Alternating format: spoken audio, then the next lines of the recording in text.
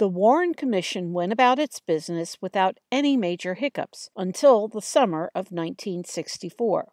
The Commission's conclusions were originally in line with those of the FBI, to say that only 3 shots had been fired. Kennedy had been struck with the first bullet, Governor Connally had been struck with the second, and Kennedy was killed by the 3rd shot, a headshot. This was essentially the same scenario that had already been leaked to the press by an FBI report of the autopsy, published in December 1963 and January 1964. But then, in early June 1964, a man named James Tague met with Dallas Times-Herald reporter Jim Lehrer and told him about how he, Tague, had received some minor wounds during the assassination. Lehrer sent Tague's story over the wire, and when Tague's wounds became public knowledge, the Warren Commission had a huge problem, because it meant that one of the shots must have missed. This time, I says, I felt something sting me on the face as I was standing down there.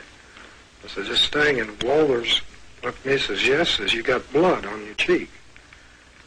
He says, where were you standing? I says, well, down by the underpass, so we started walking down there, and when Walthers got about, I'd say 10 feet away, he says, look there on the curb, there was a very visible mark on the curb where a bullet had struck. Either a fragment of the bullet or a piece of the concrete had flew up and scratched my face. Tague was standing here when the motorcade turned onto Elm Street in front of the Texas School Book Depository. That's when a sharp noise pierced through the cheering crowds. And then somebody threw a firecracker.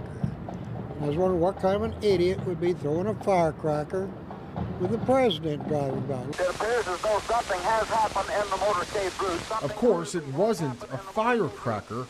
It was an assassin's bullet. And I'm standing there in disbelief of somebody throwing a firecracker. Crack, crack, 2 rifle shots, about a second apart, and something stings me in the face. What stung him in the face was a fragment from a bullet intended to kill Kennedy. Bullet that missed the curb about right here. It had struck the nearby curb. Could have been a mixture of a little bit of lead and concrete. I was sprayed. Debris hit me in the face. Broke the skin maybe in 3 or 4 places. A drop of blood in each place. Nothing serious.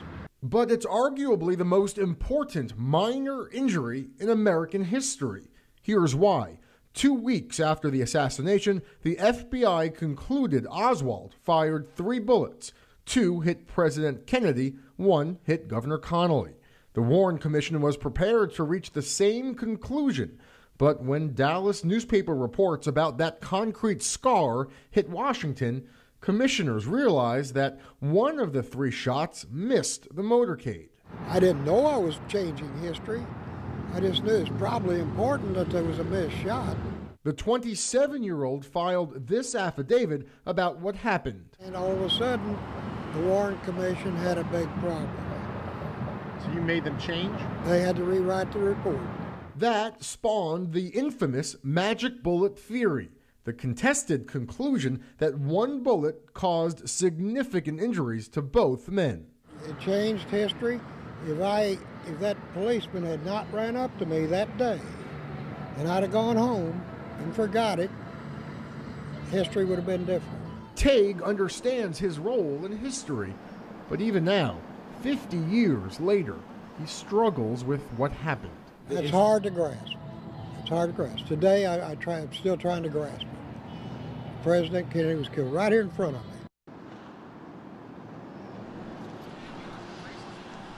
Now, James Tague has written 2 books on the assassination, one published just last month. And an interesting footnote to all of this, the FBI never amended its original report. Their official conclusion remains there was no missed shot, and they do not explain Tague's injury. Tague's story was corroborated by contemporaneous photographic evidence. This picture was taken by Dallas Morning News photographer Tom Dillard the day after the assassination, and was published the day after that.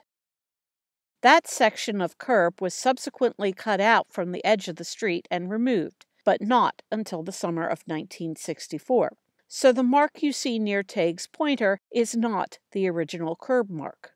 But the original curb mark is the point at which a bullet struck and then sent bullet fragments or a spray of cement up towards Tague. Sheriff's Deputy Buddy Walthers also corroborated Tague's wounding in his same-day report and in his June 23rd Warren Commission testimony. Although Walthers couldn't give Tague's name, he recounted the curb mark and Tague's wounding. One interesting item of note is that Walthers' report expressed his belief that the curb mark was made from the last shot that was fired from the Texas Schoolbook Depository, and we agree with that. Tague's wounding was further corroborated by the Dallas Police radio communications. The evidence is clear that Tague's story is credible and true, but the FBI and Secret Service completely ignored Tague's wounding. To them, apparently, it never happened. The FBI apparently even tried to discredit Tague until the U.S. Attorney General's office in Dallas stepped in. Meanwhile, there also appears to have been interest in the grass around a different manhole cover, one that was on Elm Street, where DPD patrolman J.W. Foster was photographed with Buddy Walthers, along with an unknown man dubbed by many researchers as the Blonde Agent. Some have suggested that this blonde agent was picking up a bullet, but there is no actual corroboration of that. However, the area was of enough interest that a Dallas Police Department photograph was made of it. Patrolman Foster told the Warren Commission that a bullet had ricocheted on out of the turf near the manhole cover. Foster marked a copy of the DPD photograph with an arrow to show where he thought a bullet had gone into the turf. Well, we can't actually see the arrow. But it may be that this area around the Elm Street manhole cover was completely irrelevant as far as any bullet strikes were concerned. Foster may have been mistaken about the ricochet. He saw something, but it was not necessarily a ricochet. Photographer Jim Murray, who took multiple pictures of the area, thought that the little mounds of earth he had photographed looked like heel marks made from spiked heels. He described these areas as damp earth, muddy-colored, nothing to suggest brains or blood. Let's not forget that it had been raining that morning. Murray was willing to speculate that the blonde guy had possibly picked up some sort of bloody tissue, possibly brain matter, but that was speculation. Murray never saw a bullet. One Murray photograph shows Buddy Walthers looking at the same area as the blonde agent. And another Murray photograph shows at least 3 different areas of interest in the grass around that area. We don't really think there was another manhole cover ricochet bullet in addition to the Tague bullet, but we have some alternate explanations for this interest near the Elm Street manhole cover. The first is that it is an actual ricochet point, suggesting that the missed shot hit there before proceeding to the point on the Main Street curb. The second possibility is a sort of secondary return ricochet. That is, the bullet bounced off the Main Street curb and then headed back towards the Elm Street manhole cover. It's also possible that Foster heard Walthers say something about a ricochet near a manhole cover and just assumed the wrong manhole cover. Because another possible explanation, the one we like most, is that it wasn't a point of ricochet at all, but was just as photographer Jim Murray believed, a place where a woman's spiked heel had churned up a bit of earth, perhaps made by one of these women who were drawn to the knoll area as seen in this William Allen photograph. That the marks were made by spiked heels rather than a bullet may be why Buddy Walthers, who obviously saw the area near both manhole covers, never reported the Elm Street area in his same-day Sheriff's Department report, or in his Warren Commission testimony. And it turns out that the blonde agent may have actually picked something up, but it probably wasn't a bullet. Walthers later said it appeared to be blood that the unidentified blonde agent picked up, that it may have been a piece of skull. He added, "It was nothing significant. If it had been a bullet, it would have been significant." While we disagree that blood or a piece of skull found by the manhole cover would be insignificant, Walthers certainly would have considered a ricochet significant, and Walthers never mentioned anything of the sort near the Elm Street manhole cover. But the curb mark by the manhole cover next to Main Street was relevant and did appear in both Walthers' same-day Sheriff's Department report and in his Warren Commission testimony, corroborating Tague's account of his minor wounding. So we tend to think that there was no actual ricochet near the Elm Street manhole cover, or else Buddy Walthers would have mentioned it in his report and in his testimony. We think that Tague's wounds were caused by a direct strike to the Main Street curb without first hitting the area near the Elm Street manhole cover. In any case, whether this shot ricocheted by the Elm Street manhole cover or not, we believe, as Buddy Walthers believed, that the curb mark ricochet and Tague wounding came from the last shot from the depository, and we've got a pretty good idea why this last shot missed beyond just poor marksmanship and the increased distance to the target. But with Tague's wounding, the Warren Commission's original 3-shot scenario went out the window.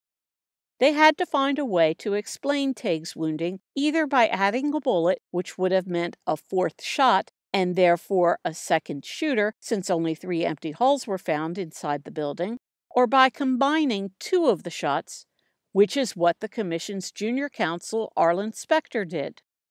Thus, the single bullet theory, the SBT, was born. Diagrams like these are typically used by critics of the single bullet theory to describe how magical the bullet must have been to enter Kennedy's back, exit his throat, change direction in midair, cause all of Governor Connally's wounds, and end up in nearly pristine condition on Governor Connally's stretcher.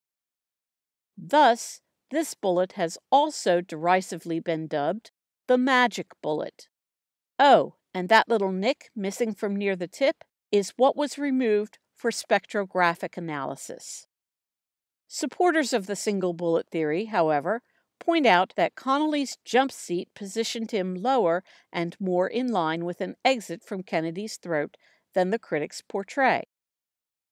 But look at where the single bullet theory entrance wound into Kennedy's back is. Here's the thing. In order for the single bullet theory to work at all, the entrance wound into Kennedy has to be no lower than the base of the neck. The entrance has to be at the level of the neck in order to exit at the throat wound location and track back to the Texas Schoolbook Depository window, with Kennedy in an upright position as we see in the Zapruder film when he goes into the throat grab. Here, Arlen Specter holds the rod demonstrating trajectory on top of the shoulder of the Kennedy stand-in. But the positions of the holes in Kennedy's shirt and jacket were lower than that. FBI ballistics expert Robert Frazier testified that the hole in Kennedy's jacket was 5 3/8 inches below the top of the collar and 1 3/4 inches to the right of the midline seam running down the jacket. The hole in the shirt, meanwhile, was 5 3/4 inches below the top of the collar and 1 1/8 inches to the right of the midline of the shirt. The slight differences can be explained by the top of the shirt collar sitting slightly above the top of the jacket collar and a slight side-to-side sliding of the jacket as Kennedy twisted in his seat to wave at the bystanders. Supporters of the single bullet theory came up with the idea of a bunched shirt and jacket to explain why the hole in the clothing was too low for an entrance at the base of the neck, complete with a picture, although we have reason to doubt the authenticity of the photographic image, as we will see. But we note that witnesses who saw the wound on the body also described it as being lower than the bottom of the neck. This is where autopsy witness James Jenkins describes it, with a direction of travel away from the throat. The black dot represents Jenkins' entrance. The red dot represents where the wound ended inside the body. Of course, this is a two-dimensional image, which does not really show the forward travel of the bullet, but you get the idea. Even the autopsy face sheet, which Jenkins used for the cover of his book, shows the back wound as being lower than at the base of the neck. Then there was the problem that the back wound didn't go all the way through the president. It was a shallow wound. The autopsy doctors found no path to the throat wound and could only probe the back wound to the length of Dr. Hume's little finger. James Jenkins asserted that he could see the end of Dr. Hume's finger and the end of the probe inside the open chest cavity, and the wound didn't penetrate the pleural cavity, that is, the space around the lung. Let me say that again. The wound did not penetrate into the pleural cavity, the chest cavity. The shallow wound was corroborated by limousine driver Bill Greer, who was present for at least part of the autopsy. Greer described the wound as being in the shoulder, not in the neck. He also described the wound as having been probed, but the probe didn't penetrate very far. Clint Hill, who was called to the morgue to view the body after the autopsy, described the back wound as 6 inches down from the neckline. Again, if the wound isn't at the base of the neck at the lowest, the single bullet theory doesn't work. 6 inches below the neckline doesn't work.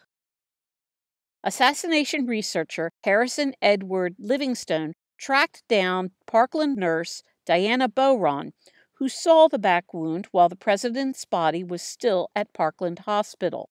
He mailed a purported autopsy photo to her with his arrows asking which spot on the back corresponded with her recollection of the location of the back wound. She circled the lowermost arrow and wrote on the photograph, quote, "This is not the back I saw." More on the autopsy photographs later. So how did the back wound get changed to a neck wound?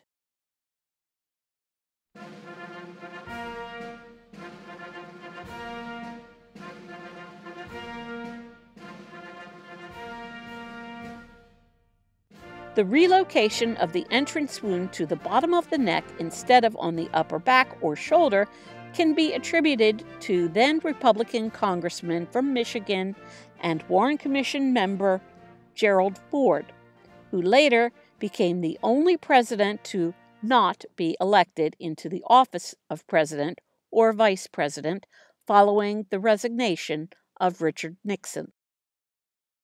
About 2 decades after his presidency, Ford admitted that he had been the one to move the wound description to the neck for, he said, clarification purposes. It seems to us that it was for another purpose. As the New York Times article points out, Mr. Ford's change strengthened the commission's conclusion that a single bullet passed through Kennedy and wounded Governor John B. Connally, a crucial element in the commission's finding that Lee Harvey Oswald was the lone gunman. Again, the single bullet theory only works if the entry wound is at the neck level, not any lower, and it only works if the track goes completely through the neck. The official autopsy report which, as ARRB analyst Doug Horn notes, was at least the third autopsy report to be written, this one written apparently after Arlen Specter came up with his single bullet theory, presumed an exit at the throat from the back wound. Well, we presume that this presumed track was a piece of dissemblance. We have an explanation for the throat wound, but it didn't come from a projectile path from Kennedy's shoulder or neck. And there's something very interesting that happened during the autopsy, according to X-ray technician Jerrol Custer's deposition made to the ARRB. A king-size bullet fragment fell out of the back during the autopsy.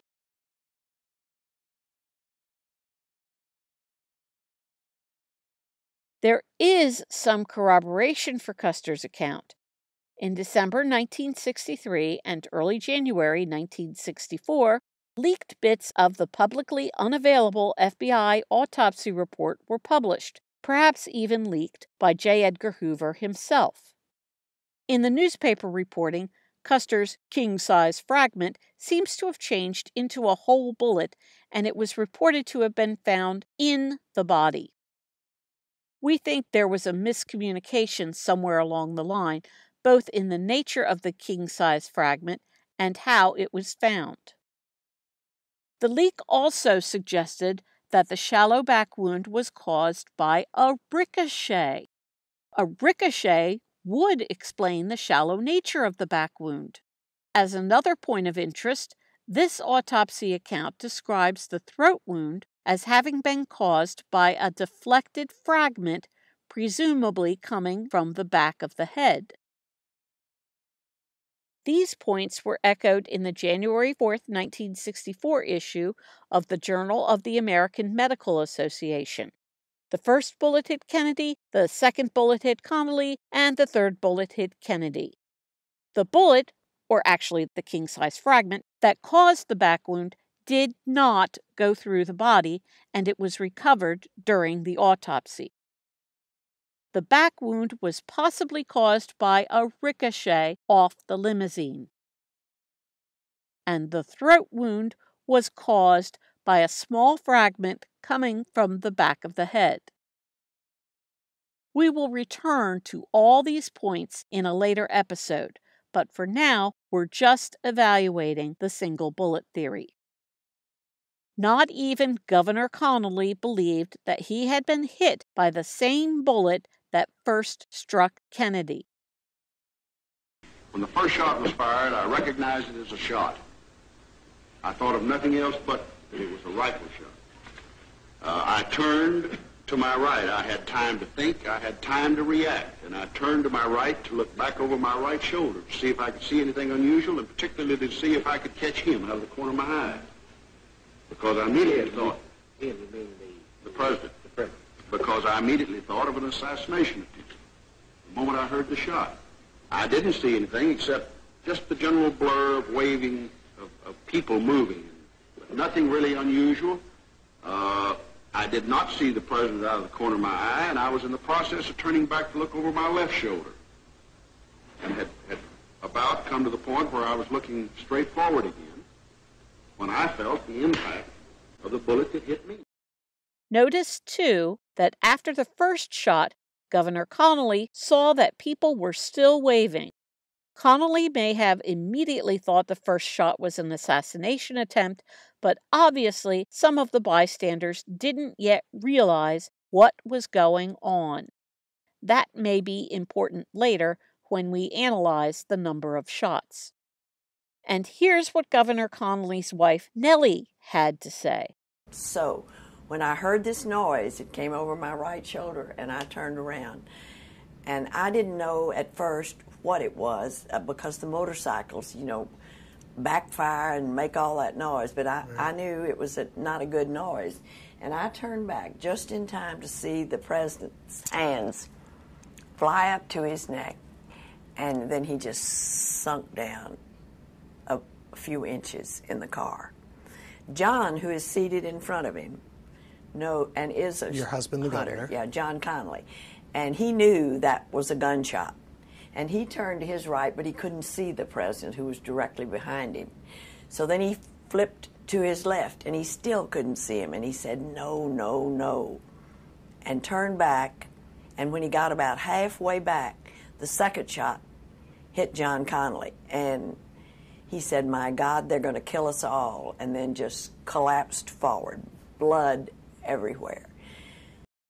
She saw Kennedy immediately after the first shot, going into the throat grab position, and then Connally was shot. We don't like the single bullet theory, not in any of its iterations. We think Connally's account was accurate, that Jenkins' account was accurate, that the back wound was shallow, that it was almost 6 inches lower than the base of the neck, and that the king-size fragment which caused the back wound fell out of the body during the autopsy. We have a single bullet theory of our own to account for both the back wound and the throat wound, and we'll get to it, but it's not like either of these. In other words, the single bullet theory, the SBT, is BS, which leaves us with a math problem. Kennedy-Connally-Kennedy plus Tague, only 3 apparent shots from the Texas School Book Depository window, and a back wound apparently not connected to the throat wound. Nevertheless, when the Warren Commission's tenure was complete, sure enough, just like the Katzenbach memo and the Johnson phone call predicted, Lee Harvey Oswald was found to be the lone assassin. He had acted alone, and there were no Confederates still at large. The Commission's report was received with great pomp. It was published, along with 26 volumes of supporting documentation, which most people couldn't afford. But the main volume became an instant bestseller. News media sang the praises of Earl Warren and his fellow commissioners. But there was something deeply unsatisfying about the Commission's conclusions. Almost as soon as the Warren Report was published, critics began finding fault with it. Something just wasn't adding up. The Warren Commission wasn't the only official investigation looking into the Kennedy assassination. There were a bunch, and none of them was very satisfactory. The Dallas Police Department investigation into both the Kennedy and Oswald murders got co-opted by the Warren Commission and its investigative body, the FBI. This morning I announced that I would turn this evidence over to the District Attorney, Henry Wade. Later I had a request, and I have it here, where Mr. Wade requested I request that you turn all of the evidence obtained in the investigation of Lee Oswald's assassination of the president over to the FBI for mailing to Washington. Any state of Texas investigation got nipped in the bud by the Secret Service, which illegally absconded with the body. Instead, the body was flown to Washington for a circus atmosphere autopsy, where the lead pathologist was basically a pencil pusher. Then there was the Warren Commission, of course, with its predetermined conclusion. Attorney General Ramsey Clark convened a panel of forensic experts in response to the Jim Garrison case, which was the subject of the famous Oliver Stone JFK movie. The purpose of this panel was to keep the JFK autopsy doctors from having to testify at the Clay Shaw trial. But the panel did something very interesting. Similar to the way Gerald Ford changed the back wound location to the neck during the Warren Commission's tenure, the Clark panel changed the location of the back of the head entrance wound by moving it from the external occipital protuberance, or EOP, as described by the Warren Commission and autopsy report, some 4 or 5 inches higher to the cowlick. Notice how Kennedy's head position changes in the drawings, but the angle of the trajectory remains about the same, from above and behind. Otherwise, the conclusions were the same. Oswald was the lone gunman, and he fired 3 shots from behind. The House Select Committee on Assassination, or HSCA, HSCA, was the next investigative body. The HSCA kept the Ramsey-Clark panel's new cowlick entry, even though the autopsy doctors, who initially seemed to go along with the revised entry location, later disavowed it and said their original lower EOP entry was the correct one. More on that later. The most interesting conclusion of the HSCA was based on a Dallas Police Department recording of sounds from a motorcycle with a stuck microphone. The HSCA's acoustical experts said that at least 4 shots had been fired, with 95% certainty that one of them came from the grassy knoll. Therefore, JFK was murdered as the result of a conspiracy. It appears that with a probability of 95% or better, there was indeed a shot fired from the grassy knoll. So actually, it was 95% or better that a shot was fired from the grassy knoll. Pretty good odds, we'd say.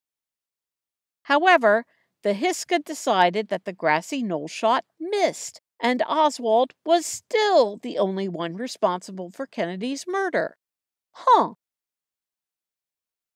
But not to worry. Shortly after the HSCA's tenure, another government agency, the National Academy of Science, decided that the acoustical evidence was not valid after all, thus apparently nullifying the whole HSCA conspiracy conclusion. And that's where things stood for a while, at least on the government end of things, until Oliver Stone came out with his blockbuster movie, JFK, starring Kevin Costner. Thanks to the popularity of Oliver Stone's movie and the public outcry it generated, the Kennedy Assassination Records Collection Act of 1992 was passed. This act established the Assassination Records Review Board, or ARRB. The mission of the ARRB wasn't so much to reach a conclusion as it was to locate and release records to the public. They also took depositions, and we'll look at a couple of them shortly. But again, not all of the records have been released. A few key records are still being withheld. In a normal investigation, there is but one set of facts.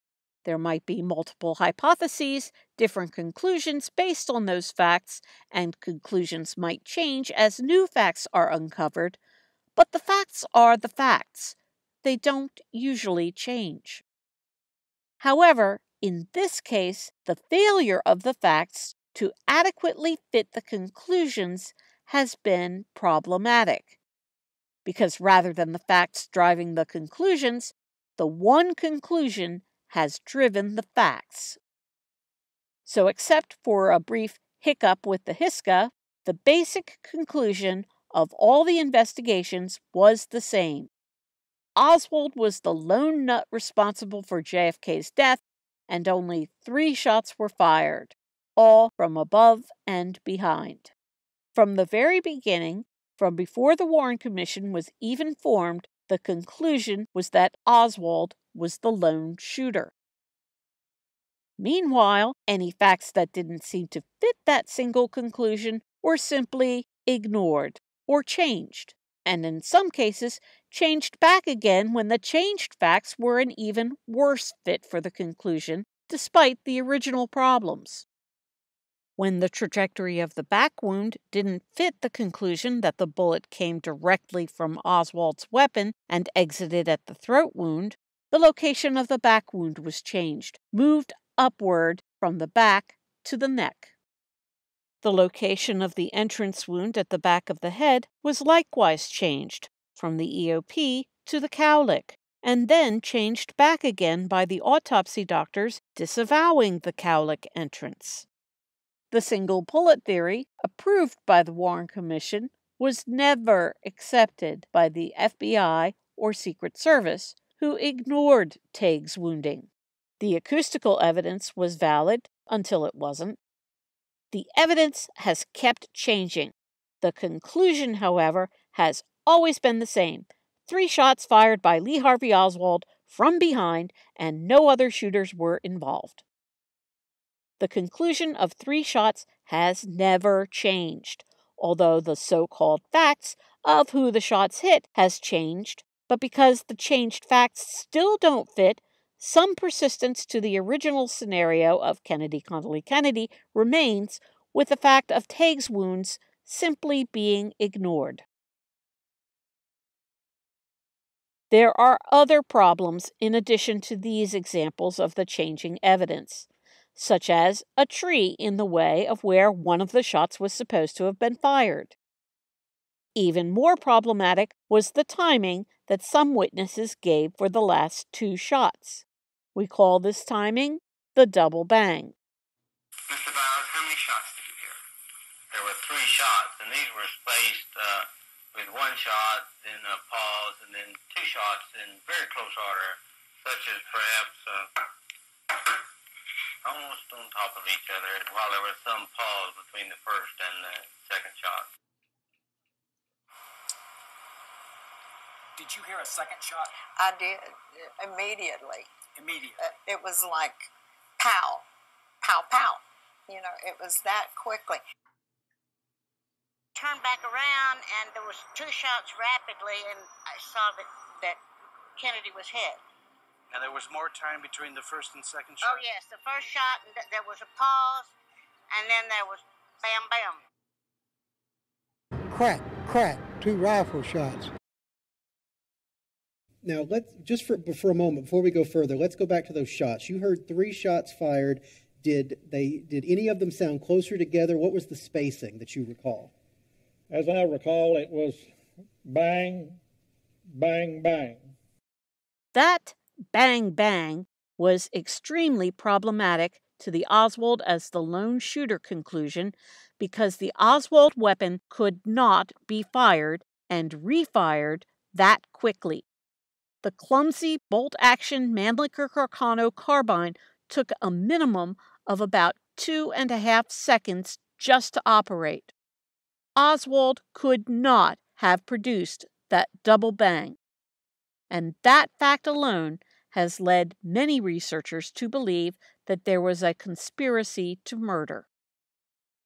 Questions about the Warren Report prompted the CBS News people to create a multi-part special called A CBS News Inquiry, The Warren Report. CBS conducted a firing test involving volunteer marksmen to see if they could duplicate Oswald's purported feat.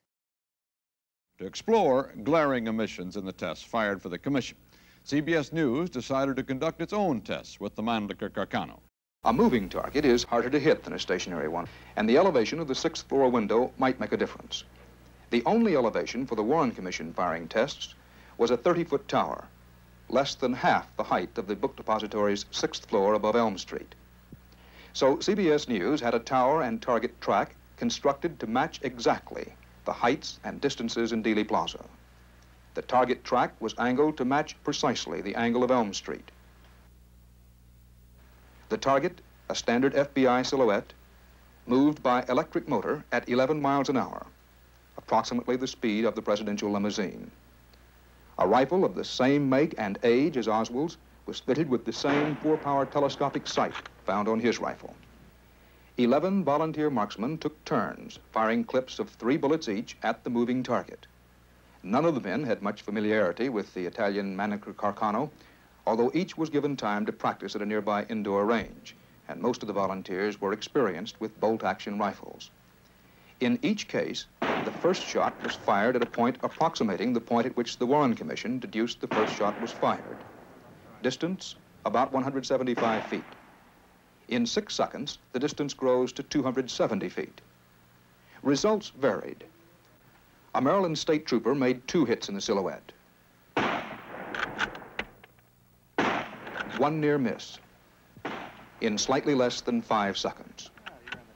Another state trooper's best time was 5.4 seconds.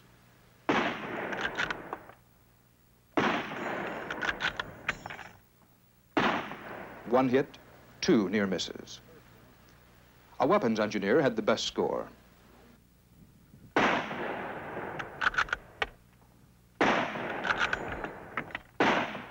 3 hits in 5.2 seconds. Bang, bang, bang, and pow, pow, pow certainly doesn't describe what any of the CBS marksmen did. They didn't produce a double bang, couldn't produce a double bang because of the clumsy bolt action of the Mannlicher Carcano weapon. This guy, the weapons engineer who had the best score, his name was Howard Donahue. He was not just a weapons engineer and a marksman, he knew an awful lot about guns. His participation in the CBS rifle test triggered his study of the JFK assassination, and he came up with a very interesting theory about the assassination, a theory involving our guy, George Hickey, and the theory explained a lot. Donahue's theory became the starting point for our own investigation, and although Donahue didn't hit the dead center of the bullseye, he came pretty close.